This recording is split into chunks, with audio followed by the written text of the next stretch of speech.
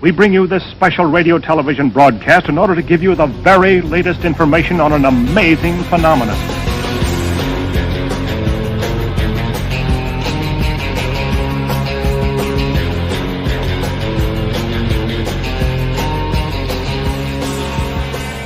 From the files of Schlock and Awe, welcome to Natural Selection, the home of the DTV Creature Feature. Here are your hosts, Matty Budrewicz and Dave Wain.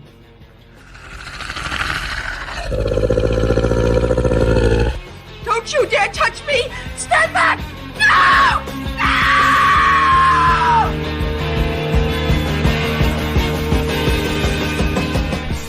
Hello and welcome to Natural Selection episode 3.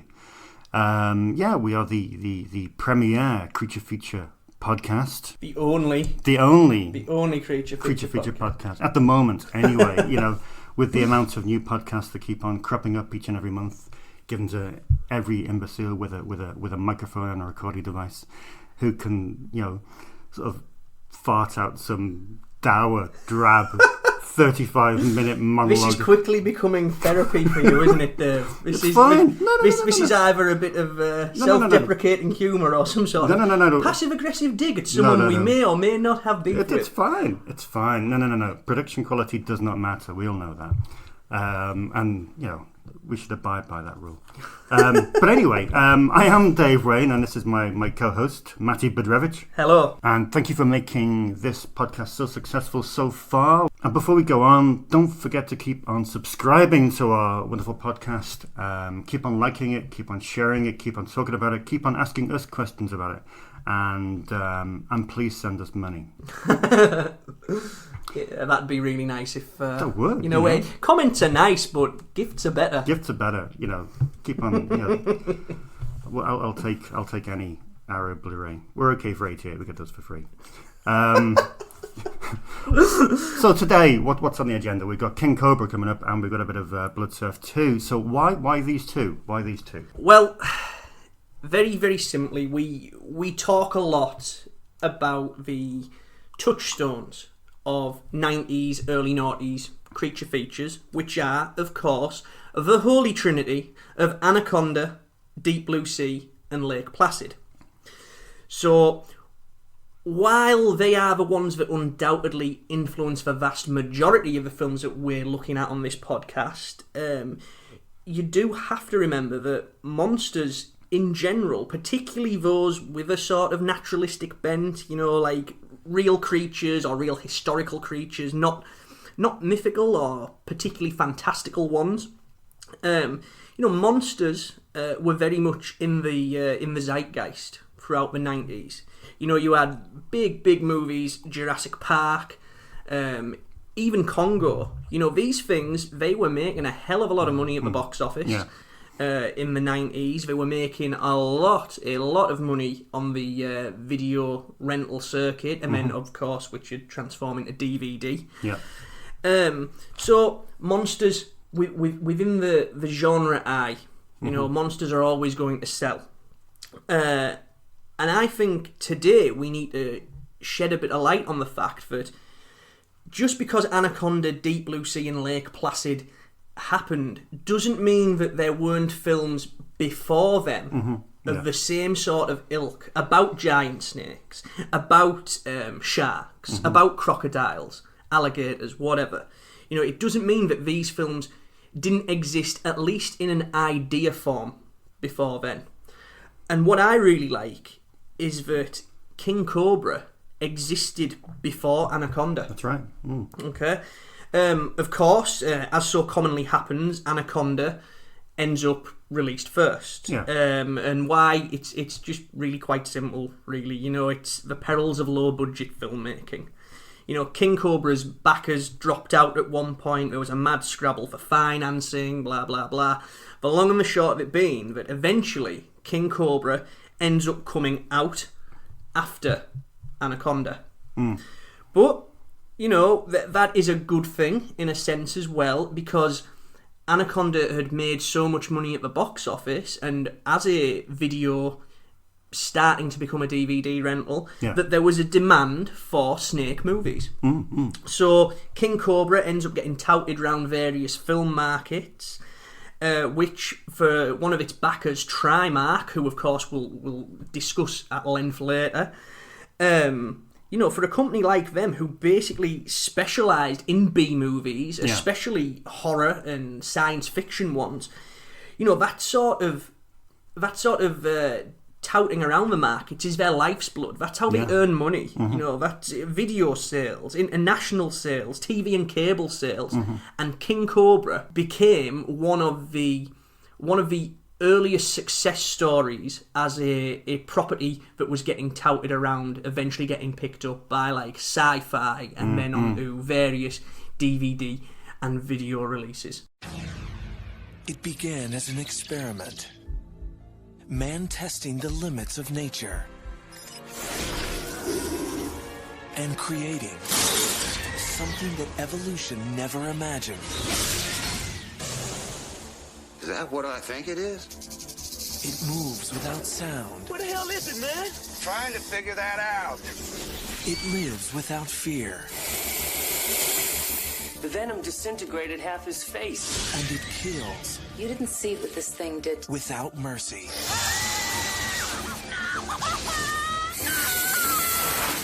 Now. Why would anyone cross an African king cobra with an eastern diamondback rust?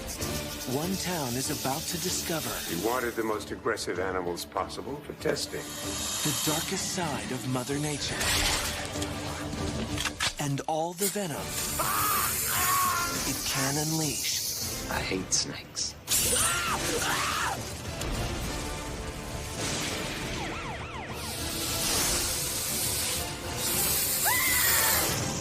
We're gonna need bigger guns.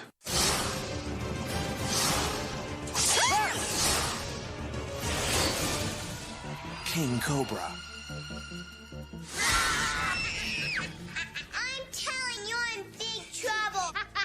You're listening to a clip of King Cobra there. So where do we begin with this? I mean, who have we got behind this? We've got the Hillenbrand brothers, haven't we? Yeah, and before, I'm almost ashamed to say before we really looked at King Cobra, I wasn't too familiar with their output, and it's it's only sort of because we've done this that I've...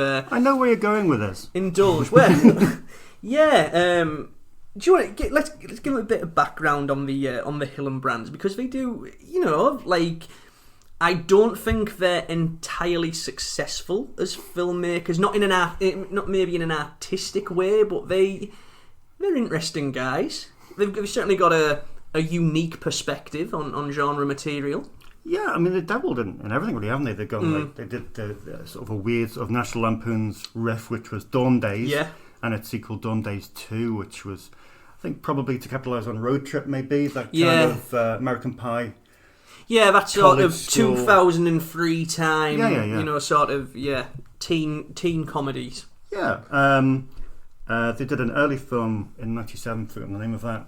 Hostile. Can't something. get it anyway. Yeah, there's nothing even on IMDb about it, and but at the time of King Cobra, they were making that. It had been scripted, it was shot. They were gearing up to make another movie, which they were touting heavily in the pages of Fangoria at the time, called Pinata, which, like King Cobra, there's a lot of similarities with it, in terms of behind the scenes crew, which, like King Cobra, has the big plus of Pinata and King Cobra is that they both have this amazing creatures designed by the Chiodo brothers of Killer Clowns from Outer Space fame.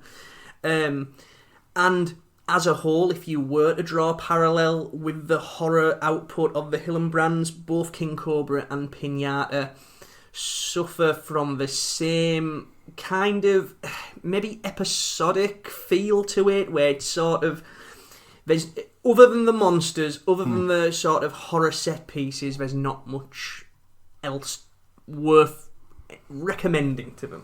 No. I mean, Pinata Film, or Survival Island, as it was retitled. Yeah. That's a weird one, really, isn't it? I mean, just to go off a quick tangent. I mean, we saw it on YouTube. Not the greatest looking version of the film. But it's just it's nuts, isn't it? This haunted pinata and this weird opening backstory, which which again is the pinata and King Cobra go hand in hand in the sense that they're both so exposition heavy. And I think that's the big flaw of them is that as filmmakers, the Hillenbrands, at least their horror stuff anyway, and I'm saying this not completely informed of them. I've only sort of had a cursory look at their output, so I may be proved wrong.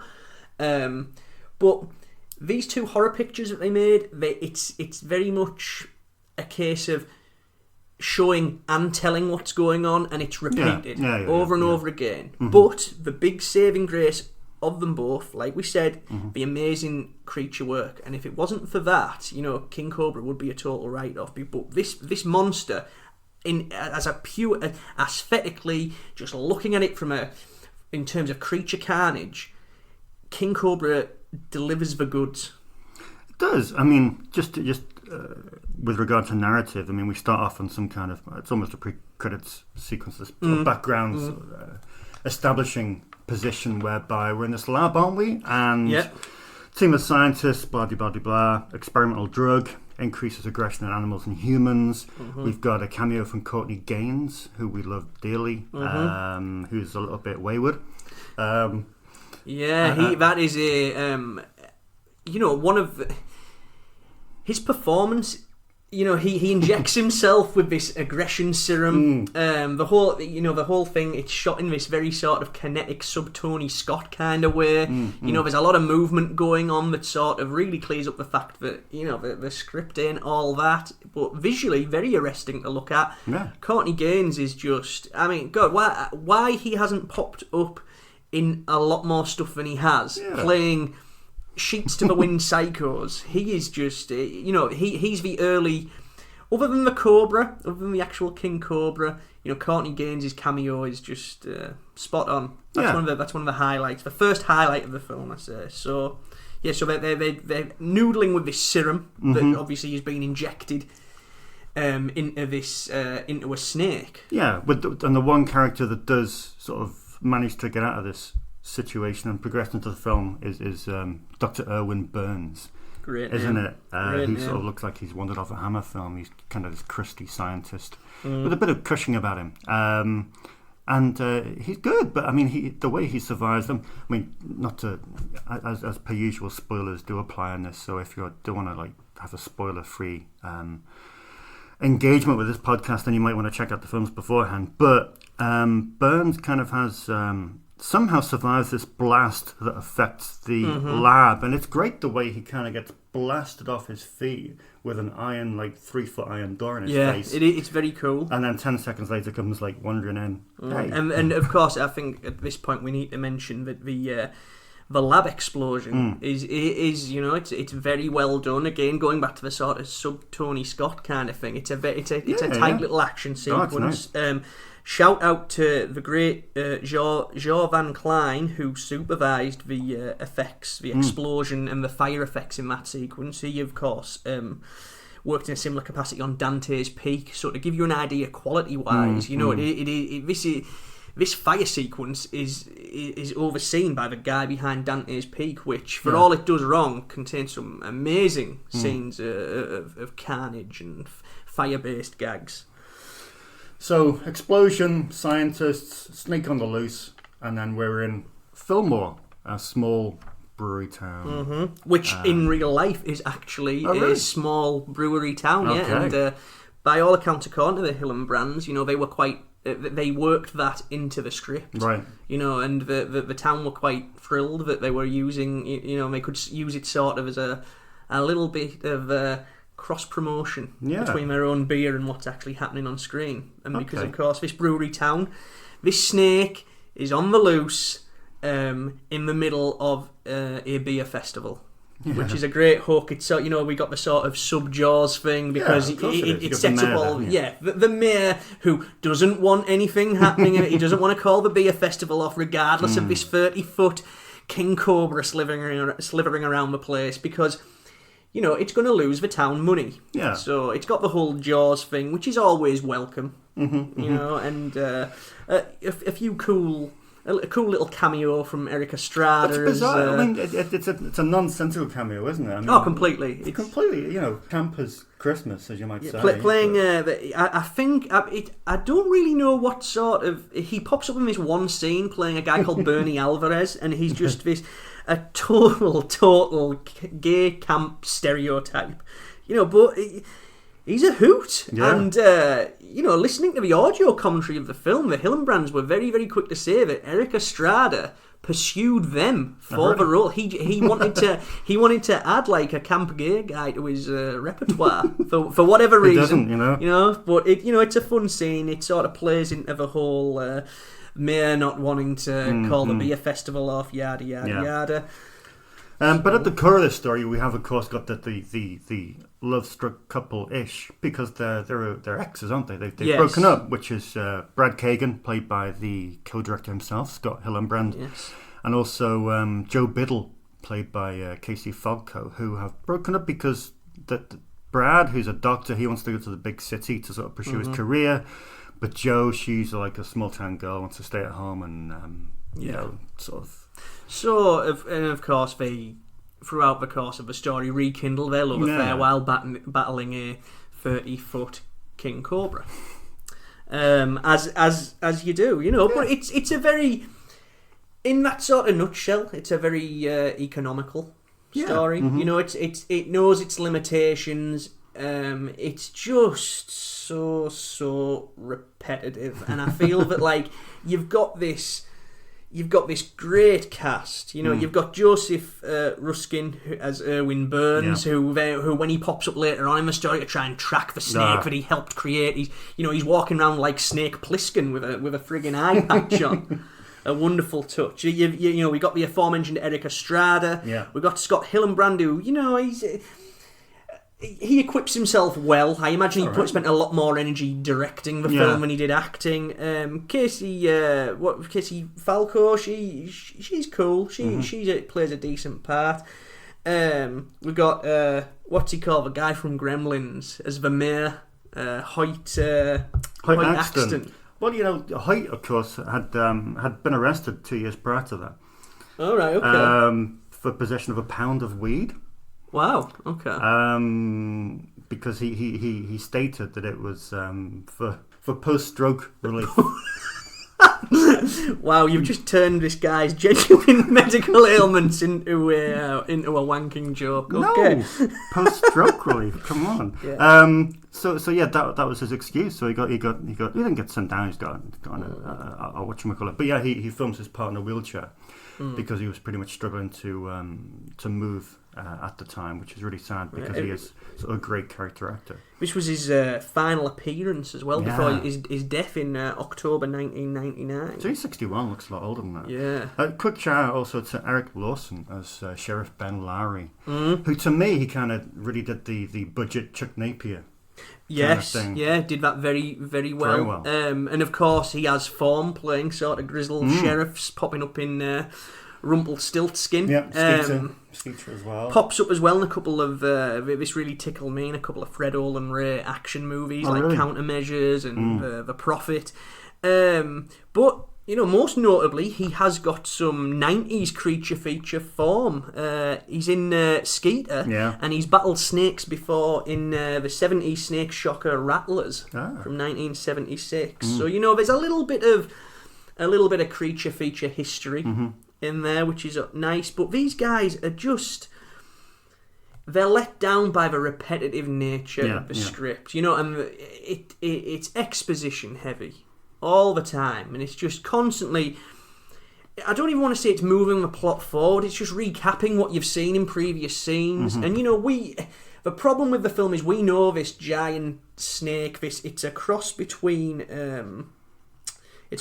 two different species of snakes, which King Cobra, which and the Eastern Diamondback rattlesnake, isn't it? Asian King Cobra, but there's no Asian King Cobra, is it? It's an African King Cobra or vice versa. It's one or the other, but Either way, it's like a cobra and a rattlesnake. So and that of course is that's probably the best bit of exposition in the film, purely because it's spat by the late great Pat Morita of Karate Kid fame, who top billing. Yeah, receives top billing. Tips up about 50 minutes in as the sort of eccentric snake hunter.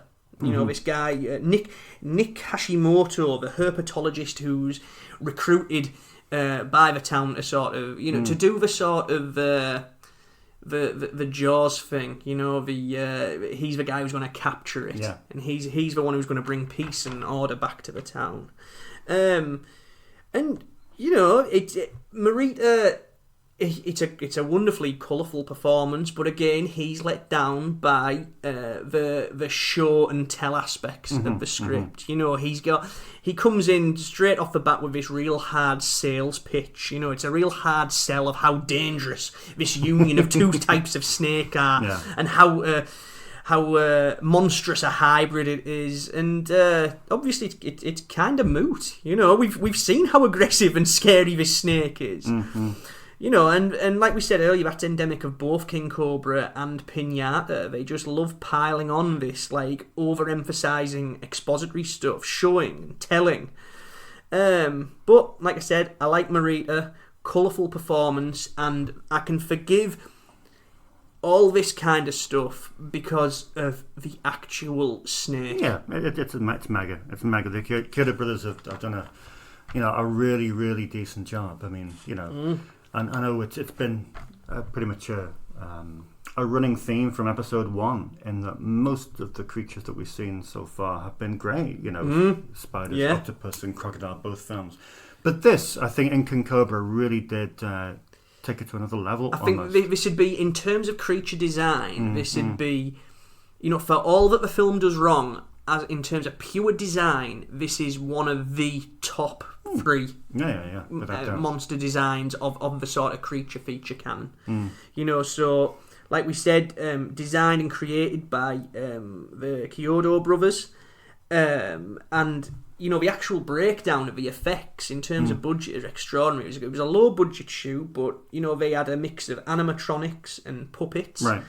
They had a hero head and neck with the expanding hood, so you get the whole the classic Cobra sort of a realistic tongue movement that was done through the animatronics, an insert prop for the body which had a canvas bag, so you on that great moment where we see the guy he gets eaten and you can see him thrashing around inside, that was all done with a canvas bag and a stunt person.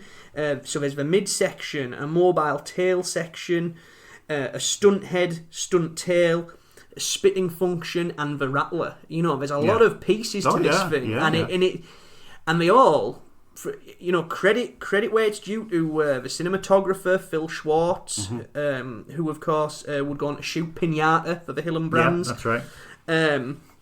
And the film's editor for cutting this thing together so brilliantly.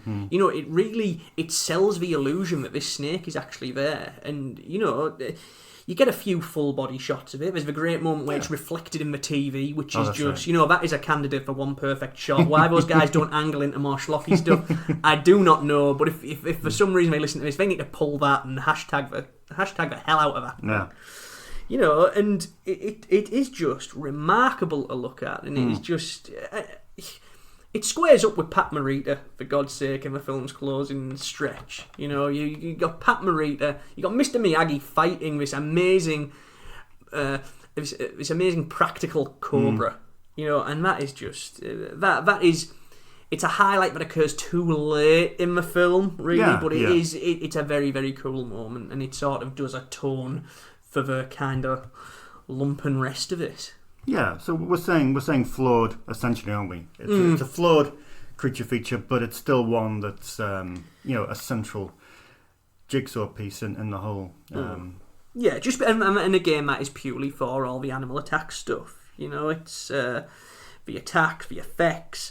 Not a good movie, but recommendable based upon the carnage that we see, and because like we said, that stuff is a high watermark in this kind of movie, and You know, I'd be very, very surprised if any of the more CGI-based creature features that we'll, you know, invariably end up looking at can reach this level of glorious effects work. You're listening to Natural Selection, the home of the DTV Creature Feature. On the far side of paradise, known as Palm Island, there lies a secret cove where a surfer's dream can become reality, and a new extreme sport you, me, and about 30 or so life-snapping sharks can become the ultimate high. Blood surfing. Yeah! That's why we do it, babe. For the rush!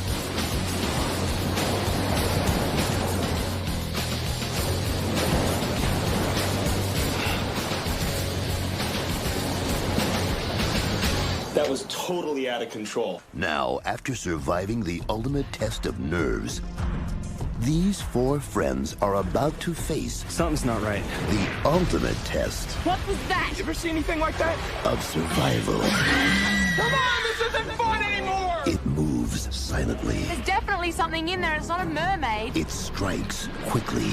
Am I the only one that notices that thing can haul ass in the water and on land? Big, huge problem. Saltwater crocodile, 31 feet long, over 3,000 pounds. And it's got one huge... He wasn't hungry, guys. He wanted to kill. Attitude. No! If that thing's still alive, there is no getting off this island.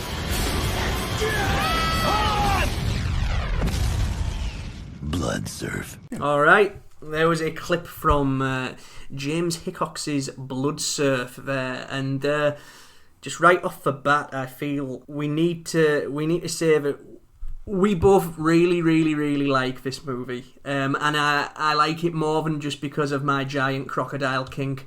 You know, this is the film that we nicked one of the sort of score cues from for the title music of this podcast. You know, the great "Swimming with Sharks." It's called by the wonderful Jim Manzi, and you know the reason we did that was because when it came down to talking about these movies, to doing a podcast on them, Blood Surf was one of the first ones that I really wanted us to do, because I think it's terrific. You know, it's again like King Cobra, picked up by Trimark. You know, he Mark Amin had already picked up King Cobra for them, and he was in the process of acquiring all the New Image films for DVD distribution. Yeah. So, you know, at the same time as Blood Surf was getting made with Trimark in co-production with Tapestry Films,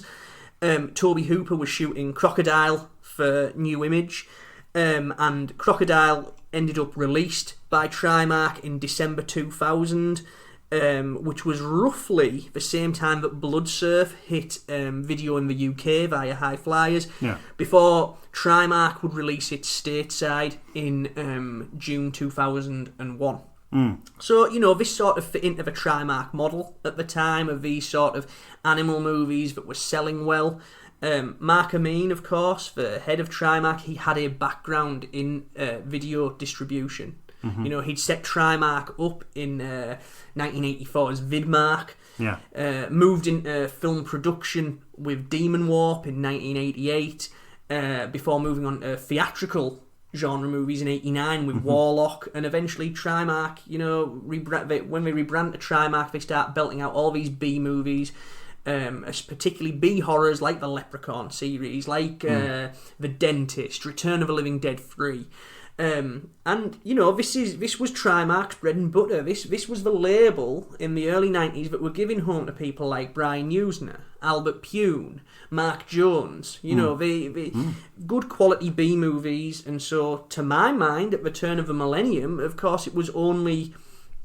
You know, there's a million other factors that we need to consider here. Like I said, it was a Tapestry co-production.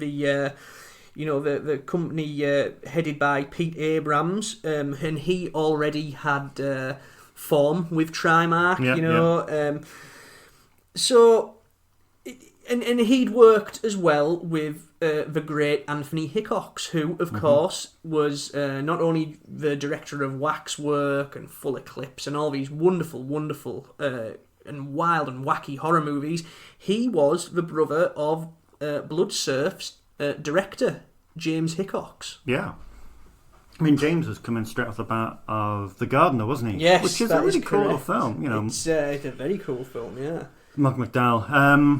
And then he did something after, storytelling or something like that afterwards. Yeah, which, a little indie movie. Yeah, and then straight on to Bloodsurf, which is set in Indonesia, which I think really does benefit the film greatly. I mean, those locations. I mean, it's a film that looks absolutely fantastic.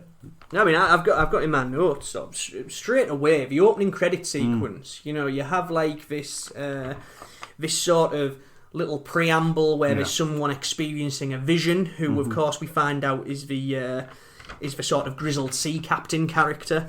But after that, you know, we open with these Filipino locations, this beautiful exotic beach scenery. You know, there's waves lapping at the sand, blah blah blah blah blah. You know, you half expect Judith Chalmers to pop up. You know, there's a real travelogue type quality to it, and of course that.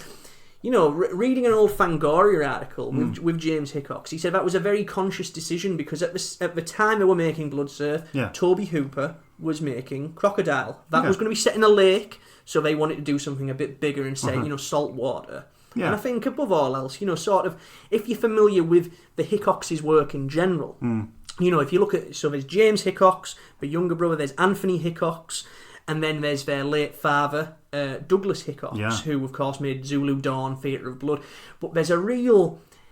You know, I think as a filmmaking family, they're very much into that sort of on-set life of, like, going places to making these movies in far-off climes. And, you know, it's part of the adventure of making movies.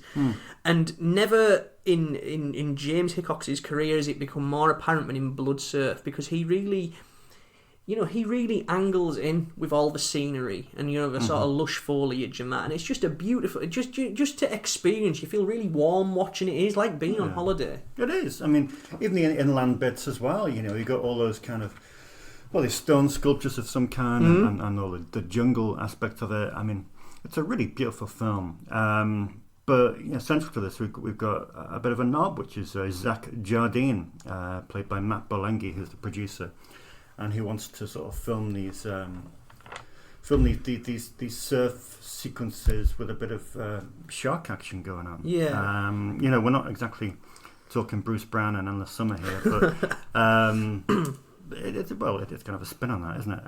Yeah, like the hook. You know, the film's called Bloodsurf, and apparently, blood surfing is the act of surfing.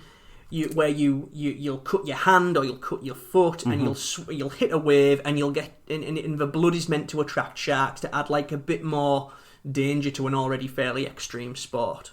So, like you say, you got the producer guy filming it, and you know Hickox is in interviews he's been very quick to sort of stress the realism. Of Bloodsurf. You know, he's pretty insistent that bloodsurfing is a real thing. That the film's script writers, Sam Bernard and Robert Levy, who both tangled quite extensively with James Hickox's brother Anthony before writing and producing Warlock, Payback, Full Eclipse. You know, they did a lot of research into what bloodsurfing is and that, and, you know, I don't think it doesn't come across on screen, but it's nice to know that it's got some sort of real life footing. But these are pedigree screenwriters as well, aren't they? I mean, you know, you look at Levy, Smoking the Bandit. I mean, you know, he was coining it in with Smoking the Bandit. And even with Bernard, you know, Dark Tide, which they wrote together, which is some strange, bizarre, quite fetishistic S&M, a little bit rapey as well, which we got censored for using last. Yeah, we can't use that word, especially if it's in if it's about any sort of studio project. I don't like that. No. DM was to find out why. But yeah, Dark Tide, very rapey, bizarre film with Richard Tyson. But yeah, I mean Bernard, who did Payback, as you say, The Granny, The Chain with Busey as well. These are like high-end screenwriters. In terms of like direct-to-video fare, this is the top end of that stuff. You know, they've got now. We tried so hard to get James Hickox to interview for this episode, but you know our requests had all fallen flat. So if by some miracle you're listening to this, James, please get in touch. We'd love to pick your brains on this remarkable little movie. Purely if only to, you know, I think Bernard and Levy were part of Tapestry Films with Peter Abrams. Yeah. You know, and of course, I feel we have to mention as well that Levy has form in surf movies as well. You know, he was a producer of Point Break. Of course, yeah. So I think, I'd like to think, maybe it's me just romanticising here, but, you know, it's just, he's, you know, and he kind of looks like an ex-surfer type with the shaggy hair and stuff, so, you know, that's the hook of the movie. You've got these two surfers, Bog Hall, played by Dax Miller, who of course whose only really other notable movie was Mike Mendez's The Convent. That's right. I mean, bizarre, like, freakily short career. But then again, Joel West wasn't that much more really anyway, wasn't it? I remember him in I think it was High Flyers released it, sound like someone we know, back in 2000. Remember it on the video store shelves. And a film called The Smokers, which had like a really iconic dark black cover with Thora Birch and Dominic Spain, and that was really a really crappy film that did really, really well on video.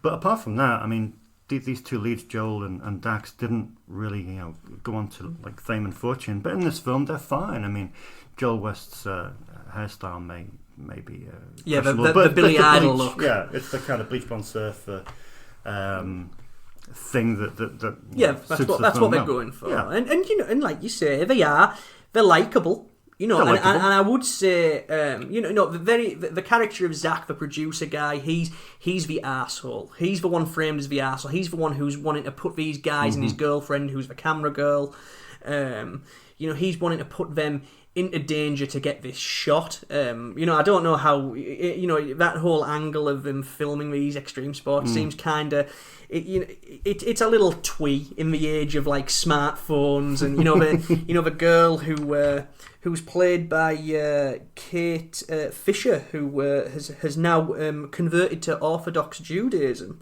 and is known as Chispara Malka. Apologies if I haven't pronounced the name right. But yeah, she Australian actress, model. She's now abandoned that career and is working as an aged care worker in an Australian suburb somewhere. You know, and of course she became quite famous at one point for the film Sirens. So massive career change. But apparently she's very happy doing that, and she's happier than she's ever been. So hey, more power to her. But so she's the girlfriend. She's filming it. It's very twee because in the age of camera phones, you know, like this sort of. The idea you can go viral on social media now. You don't need to make like shockumentaries and stuff. You know, you can, if this sort of stuff that they're trying to achieve, doing something stupid with an element of danger to it, you can see that on Twitter every day. So you know, I like it. I don't want to insult it, maybe, you know, because maybe calling it twee is kind of insulting, but you know, it pushes nostalgia buttons for a more innocent time. Yeah, you know, so they're blood surfing. They're trying to get these sharks to chase them, but instead of a shark, they get a giant saltwater crocodile, and the rest of the movie is just them being pursued by this monstrous beast, which is also in turn being pursued by the grizzled Captain John Dirks, who is, of course, played by the great Duncan. How would you say this? Regher? Something giving a stroke. I don't know, really. We'll just call him Duncan. Duncan Regere, who most famous, of course, for being Dracula from the Monster Squad. He's great. I mean, so you got this 31-foot, 3,000-pound crocodile. Where are we here? We're on an island, aren't we? They kept on referring to it. I couldn't. Lilo Cave or something. Yeah, it's just one of these sort of generic, exotic locations. You know that isn't it meant to be off the coast of Florida? It's meant to be like US bound, isn't it? Yeah. It's in US waters, but obviously the Filipino locals kind of give the game away, and you know, and then they sort of factor in. Well, we've got access to some Filipino actors, so let's throw some pirates in there. You know, so you've got like a bunch of pirates that come into it to be, you know, these sort of Somali pirate types, and they sort of they become, meat for the beast. And, there's just all kinds of fruity croc carnage once it gets going. I wasn't into that. You didn't like the pirates? I don't know. Like, do we need that? Like I said, they're meat, man. They're just they're victims. It's the whole slasher movie thing where they'll throw like a few like random people in there just to be killed. And there's that great moment on the pirate ship where the croc flies out of the water. We see it in full scale for the first time, and it eats one of them. The lead pirate, who's called Joker, and he's actually played by Archie Adamos, and he's a big star in the Philippines, from what I gather. Yeah, and he's killed very, very gorily with while being, he pops up later on after fighting the croc for a bit, and then he's killed gorily by a booby trap, which is like I like that because it reminded me a lot of the Ruggero Deodato film, Cut and Run. It was like, the whole bisection gag in that. Yeah. I mean, I can see why you wouldn't like the pirates, because it does kind of kill the croc action stone dead. I didn't dislike it. I just thought, it just seemed a little bit of padding. I suppose it needed what did it run, maybe 85 minutes. And I thought the way... it's a very, very brisk film. Yeah, it is brisk. But yeah, I just thought maybe if you had to be picky, I mean, you could be picking the dialogue. I mean, some of the dialogue in it is just it's fist-chewingly awful, that's what you call croc teasing. But then again, it's so awful, it's almost brilliant. Yeah, and I do think that the flaw of Blood Surf is that there could have been a bit more croc carnage. So that's why I will forgive the pirates, because if you took them out, there would be a lot less croc action. And I think, what I wanted to see from Blood Surf was that croc stuff. The practical creation is it's a wonderful. It's got that wonderful cartoony and plastic quality that only its designer, the late great John Carl Beekler, can provide. And it's a cool creation. And I think that if we didn't have the pirates in there wouldn't be as much good croc stuff. No. I mean, you're right. I mean, technically speaking, I think it's pretty much flawless. I mean, you've got people working with James that he's obviously familiar with, edited by Matthew Booth, and they did 4 films together. I think Booth's last film was, I think he edited Tony's Shanghai, Escape to Shanghai. Oh, yeah. Film, Exodus to Shanghai, rather. Yeah, also Escape from the Third Reich, as it's known over here. A perennial favourite in the £3 section of Asda. But a very good film, The Inglorious Bastards of straight-to-DVD movies. Without doubt. And then Christopher Pearson was DP. They'd worked together on Storytellers, and they went on to work together on Sabretooth, which was Hickox's follow-up, not follow-up, but the next film he did after Blood Surf, which he did for Sci-Fi Channel in 2002. So the crew he was working with were obviously familiar. They had a good rapport, and that shows on screen, because technically it's a really good film, and as you say, it's brisk. It's the film. If we were to look at Hickox as a director. His debut, obviously he'd cut his teeth working in various capacities on Anthony's stuff. But he cut his teeth with Children of the Corn Free, Urban Harvest. That was his debut, which was originally going to be going to be directed by Anthony, but then who decided to pass it over to James so he could get his leg up. That is a very, very good Children of the Corn sequel. It is. However, it is very sloppily done. You can tell there's a lot of sort of newbie mistakes to it. But there's a wonderful, tremendous energy there. That, of course, happened in Hickox's next movie, The Gardener, which is, also known as Garden of Evil, as you said, starring Malcolm McDowell. And that is one of the most, to me, I hate the term, but one of the most wonderful, so bad it's good kind of films. It's basically a horticultural house of wax, for God's sake, But that's got, as kind of cack-handed it can be at times, it still has an energy. And I don't think that what Hickox wanted to get on screen in both Children of the Corn Free and The Gardener, he finally manages to get that sort of gusto, that enthusiasm, that drive across in Blood Surf. You know, this is where he comes into his own as a filmmaking force.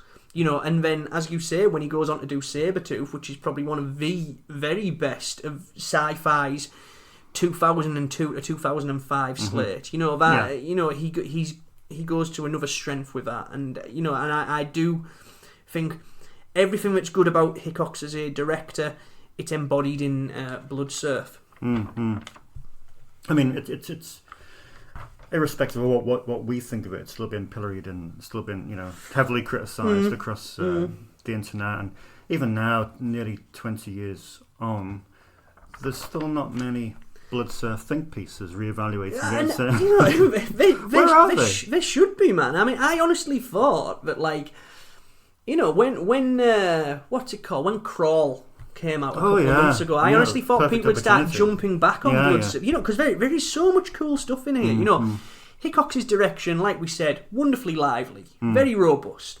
The effects work, Beekler's stuff is, you know, he passed away a couple of months ago. Why aren't people, you know, why?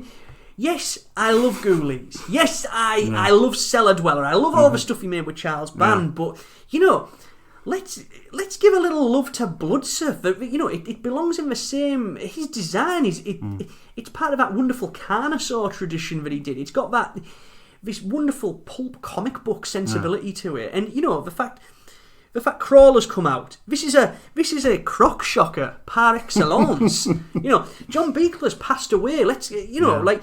There's so many things that we could have jumped on to start reevaluating this before now. You know, there are so many opportunities to do it, but it's weird. It's weird. There's just a mental block for people to go back and look at this era of filmmaking. I mean, see it alone for what would we say? Regher, Reger, Duncan. See it for the Duncan guys. Like he gets it. Captain Rhodes in Day of the Dead moment, man. You know, he gets bit in half, and you know he shouts like, what is it? Damn you to hell! As he's like has half his carcass is dangling from the roof of a boathouse, and you know, and that alone, that is the sort of catnip that people who, if you like B horror movies, Blood Surf should really, really, you know, that it should tickle your fancy. I think it's the sort of thing that you can get a good kick out of, and it's the sort of thing you can sit back with a doner kebab and a couple of beers on a Friday night and just have an absolute blast with. Yes. Yes. So, people, go away.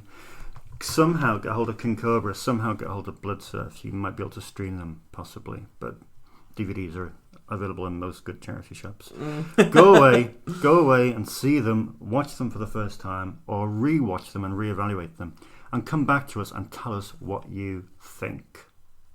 And that's it. So, you know, thank you for listening. And... we'll see you in a few weeks with another episode where we're going to be discussing what? Oh, should we tell him? Should we tell him? No. Just keep an eye out on on our Twitter feeds. You know, at Matty Budrewicz, and what's yours, Dave? At the Dave Wain. Yeah, you know, we end up sort of, I guess, shooting our loads early and giving the surprises away because we just can't keep the excitement. Thanks for listening. Don't forget to check out the Schlock and Awe page on Instagram, while you're welcome to stalk Matty and Dave on Twitter. See you next time on Natural Selection.